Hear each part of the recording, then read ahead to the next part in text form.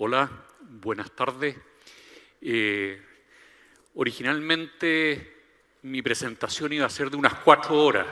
Llegué aquí, me dijo Gustavo, sabéis que tenéis que acortarla a 30 minutos y se me acerca hace unos 10 minutos atrás y me dice estamos atrasados.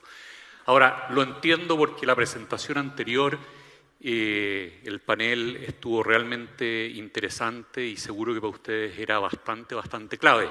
Lo que me toca a mí es hablar sobre estrategia, sobre innovación, que son los temas en que yo me manejo más, a pesar de que estoy desde el año 86 relacionado a la fruta. Principalmente he estado yo en temas financieros, en temas de estrategia y en temas de gobiernos corporativos. Así es que de la presentación que tenía varias láminas, me voy a firmar en algunas, otras las voy a pasar rápido, pero la idea hoy día es que pensemos y rompamos un poco los esquemas sobre lo tradicional y pensemos de que en tiempos de crisis tenemos que reinventarnos. Este es la palabra para crisis, Kiki, que está formada por 2 ideogramas, uno que es riesgo y otro que es oportunidad. Probablemente lo han visto muchas veces, se usa mucho porque las crisis presentan oportunidades y presentan grandes riesgos.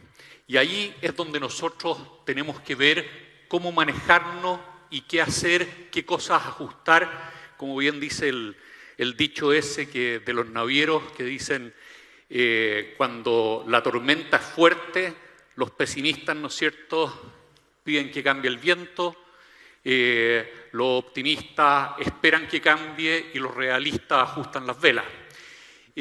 Lo que necesitamos nosotros es ver qué cosas podemos cambiar, qué cosas podemos ajustar. Y para eso es bueno partir y analizar qué es lo que pasó y qué crisis hemos enfrentado en los últimos años. ¿No es cierto? Tuvimos la del 98, la crisis asiática, la del 2008, la financiera, que algo también se mencionó en la presentación anterior, ¿no es cierto? El 2014 acá en Chile tuvimos los cambios tributarios y laborales.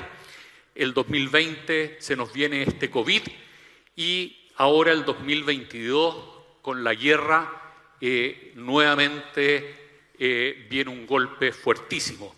De hecho, el Fondo Monetario Internacional hace un par de días atrás sacó su informe para el año 2022 en el cual dice que esta guerra va a ralentizar, o sea, va a atrasar la recuperación que se esperaba.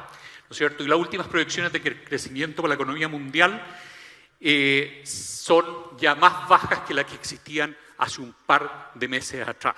El informe anterior era de enero, hoy día se habla de 3,6% de crecimiento para este año y para el próximo año a nivel mundial, que como cifra no es malo. En los últimos 10-15 años el mundo ha crecido como economía global entre el 4 o 4,2%. Por lo tanto, el 3,6% no es malo. Es malo en relación a lo que se esperaba como recuperación. Así es que ahí hay al menos medio punto menos de lo que se estaba esperando y vamos a tener que ver cómo adaptarnos. Estos son los escenarios típicos que se han evaluado desde el principio de la pandemia, los 3 escenarios sobre las posibilidades de recuperación, si es que las recuperaciones son rápidas, son lentas o son muy lentas. La última la llaman escenario de guerra y creo que algo tenemos de eso. Esta lámina aquí me interesó ponerla por lo siguiente. Si ustedes se fijan, yo marqué 2 y debería haber marcado 3. El tercero es el sobre la flecha verde de arriba. Este es el aumento de precios en los últimos 20 años en Estados Unidos de distintas industrias o distintos ítems. Y marqué ahí la flecha que está al medio, lo que es alimentos y bebestibles. No sé si está muy cerca. ¿Ahí se escucha mejor? Está muy cerca. Alimento y bebestible ha crecido en los últimos 20 años del orden del 50-70%. Sin embargo, arriba de esa flecha está cuánto ha crecido la mano de obra. Ha crecido sobre un 70%. Y la flecha que marqué abajo es cuánto ha crecido el costo de la tecnología. Y no ha crecido, ha decrecido.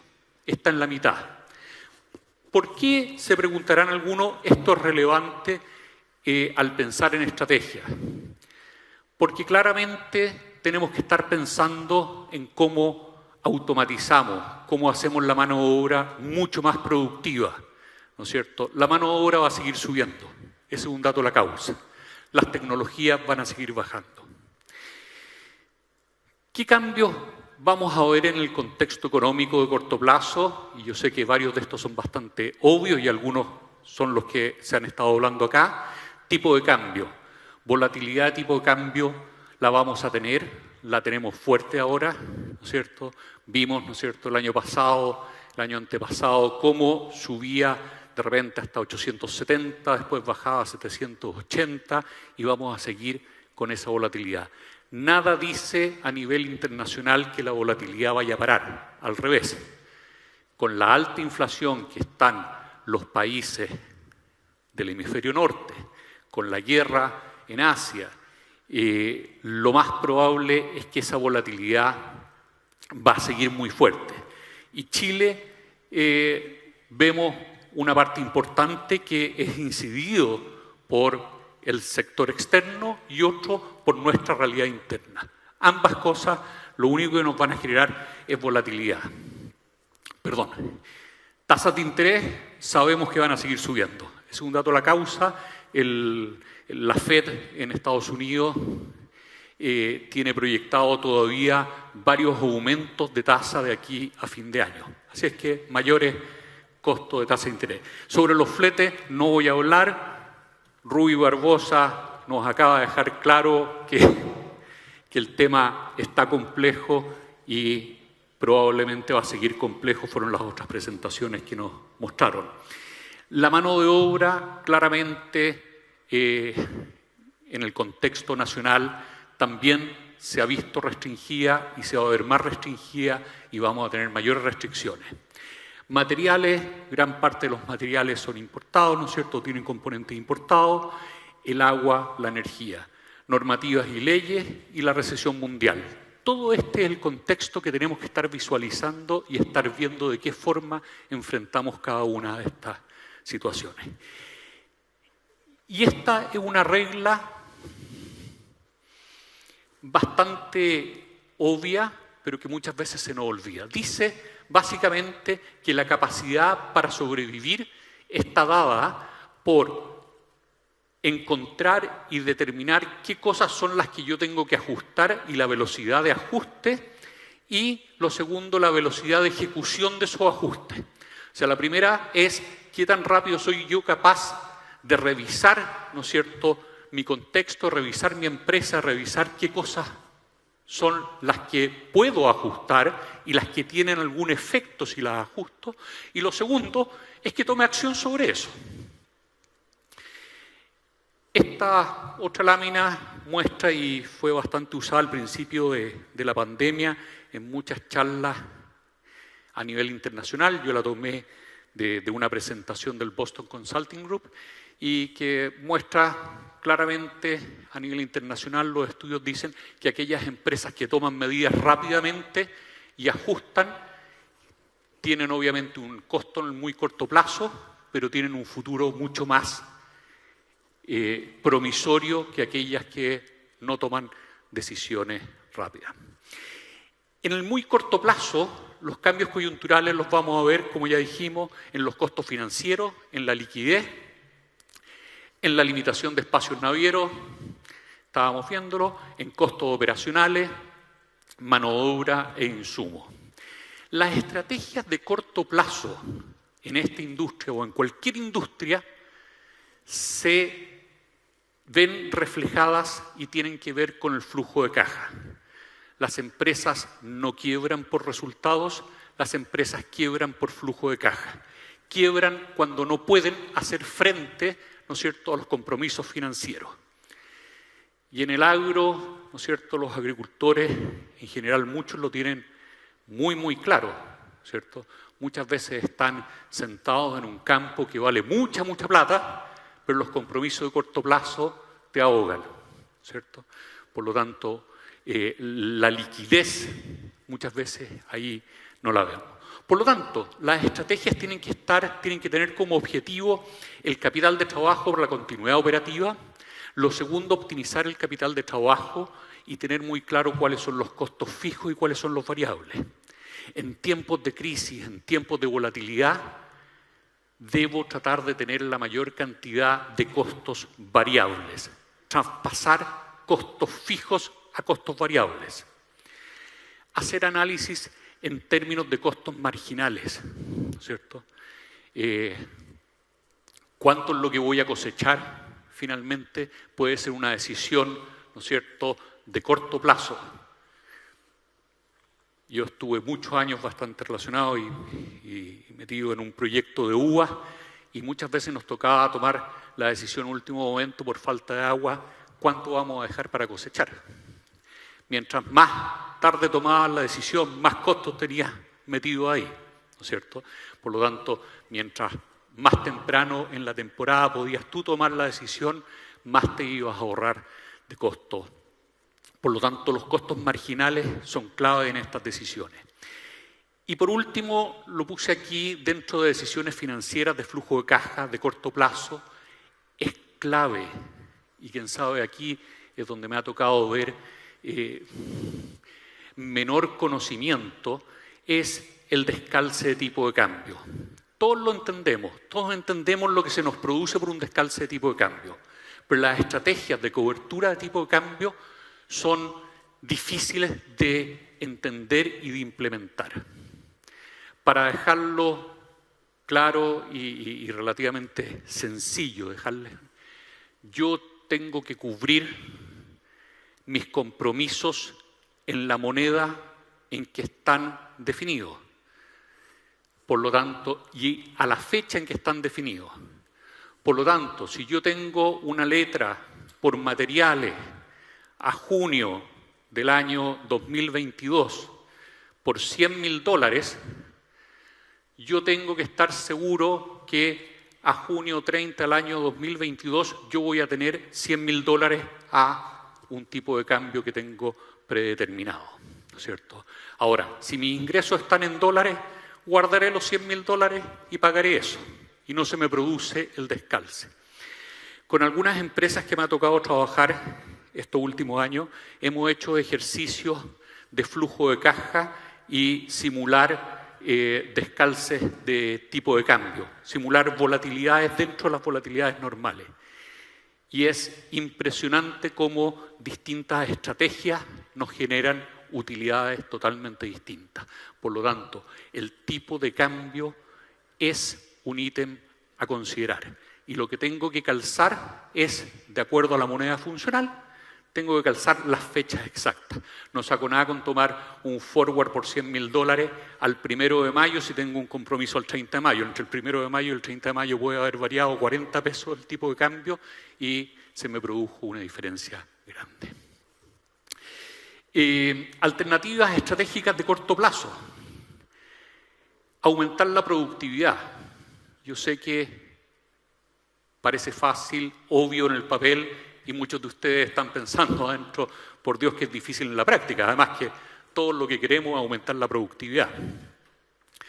Pero hay acciones que pueden ser tomadas, y cuando uno analiza y sensibiliza, uno se da cuenta el efecto gigantesco que tiene la productividad sobre el retorno efectivo, ya lo midamos por hectárea o por cualquier otro indicador.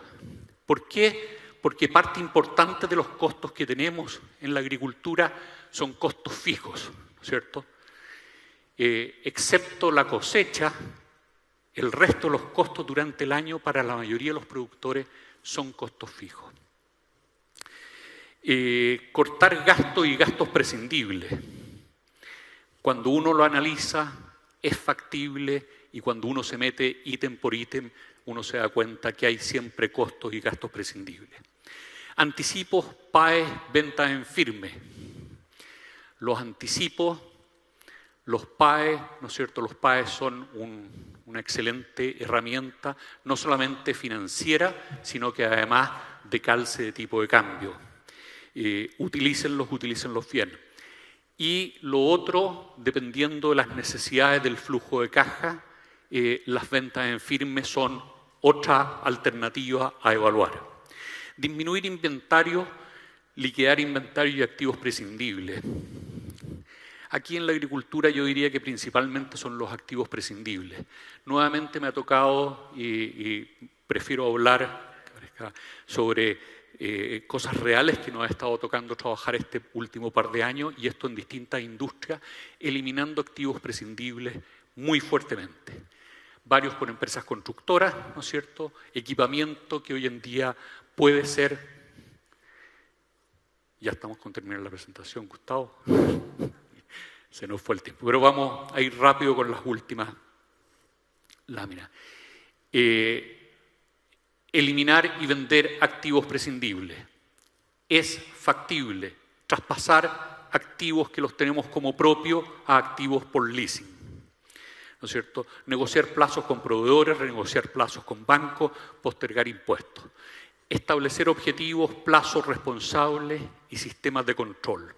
El flujo de caja es clave. Lleven esto a flujo de caja. Esto ya lo vimos, las crisis son momentos de cambio. Aquí hay una lista de cambios que vamos a ver en el mediano y largo plazo, ¿cierto? Un crecimiento de la economía más lento, mayores costos de mano de obra, moneda devaluada, mayor sensación de incertidumbre. La incertidumbre es volatilidad, la volatilidad implica tener mayor flexibilidad. Cambio en los modelos de logística, también se habló, valor del conocimiento de los clientes. La matriz anterior era la matriz Ansoff, que es una matriz en que uno analiza los mercados actuales, los productos, y esa matriz Ansoff fue desarrollada en los años 60. 60 años después, esta es una matriz tremendamente utilizada, que es prácticamente la misma que la anterior. ¿Qué es lo que dice esta matriz? Analicemos los mercados y clientes existentes, adyacentes y nuevos, y analicemos los productos y activos existentes, incrementales y nuevos. Y aquí puse algunos ejemplos. En existentes, mercados existentes, productos y activos existentes, debo revisar los procesos. En adyacentes, lo que puedo estimar y estudiar son, por ejemplo, nuevas variedades. Yo sé que permanentemente se está estudiando eso, es clave. Y en productos nuevos, mercados nuevos, por ejemplo, snacks para deportistas. Muchas veces me dicen, oye, las variables están súper dadas y la verdad es que lo que enfrentamos, tenemos pocas herramientas para poder movernos. Yo tomé de arándanos, tomé esta lista, que le quedan muchas cosas, en que dice variables técnico-productivas, ¿no es cierto? Material vegetal, origen del material vegetal, uso del mulch, sistema de riego, diseño de plantación, etc. Si uno ve las alternativas que tenemos aquí, son 18.432 alternativas. Tengo 18.432 alternativas de estrategia. Yo sé que no todas son posibles y algunas son descartables rápidamente, pero si a esto yo le agrego distancia de plantación, cantidad de plantas por hectárea, variedad y todo eso, llego rápidamente a 1 millón de alternativas. O sea, las decisiones estratégicas que ustedes están tomando permanentemente son múltiples. Así como las decisiones de corto plazo las vemos en el flujo de caja, las decisiones de largo plazo las tenemos que llevar al estado de resultado. El estado de resultado es el que nos dice si ganamos o perdemos dinero, ¿cierto? Y al retorno sobre la inversión, que acá al final está tomado como retorno sobre activos. Y para que esto tenga efectos reales, yo tengo que definir para las ventas, para los costos, para las inversiones, tengo que definir acciones irresponsables. No me voy a detener en este punto, pero voy a mencionar solamente una cosa. En estrategia existen miles de teorías. Al final todas van a dos grandes temas: competencia por precio o competencia por diferenciación, y todo lo que está entre medio. Este es un ejemplo donde el precio es el mismo, se ve enfrentado, ¿no es cierto?, y es lo que los fruteros en general les toca, que para una variedad, condición, calidad, fecha de arribo, enfrentan normalmente un mismo precio. Eso no quiere decir de que tenga el mismo valor para los clientes. Yo le puedo dar valor agregado y uno de ellos es la marca. Pero donde competimos realmente en la agricultura es en los costos. Esto es el famoso Canvas. El Canvas es una herramienta de análisis de modelo de negocio. El análisis de modelo de negocio me dice hacia qué segmentos me voy a dirigir, qué propuesta de valor voy a tener, vía qué canales. Toda esa es la parte del lado de allá, ¿no es cierto?, que es el área comercial. Y esta área de acá es la área que nos interesa y que ustedes tienen que tener en mente. ¿Qué actividades claves son las que realizamos? Poda, aplicación de herbicida. ¿Qué recursos claves son los con los que contamos? ¿Qué recursos son los que podemos modificar? ¿Y qué alianzas estratégicas necesito? Tomando esto y estructurándolo, en esta lámina se juntó y quedó. Pero está el productor al centro, y esto es lo que llamamos en estrategia el famoso ecosistema. Y el mundo ideal es cuando uno puede articular o ser parte articulador de un ecosistema. Para el productor, su ecosistema está conformado, aquí faltan algunos, pero está conformado por los bancos, los recibidores, el packing frío, por los proveedores de insumos, las exportadoras, las navieras, logísticas. Parte importante de la estrategia es de qué forma articulo yo este ecosistema, cómo me relaciono con todos estos proveedores y desarrollo estrategias para poder hacerlo de la mejor forma posible y no hacerlo solo. Parte de lo que vimos también en la presentación anterior es solos no logramos mucho. Necesitamos llenar el barco para que salga.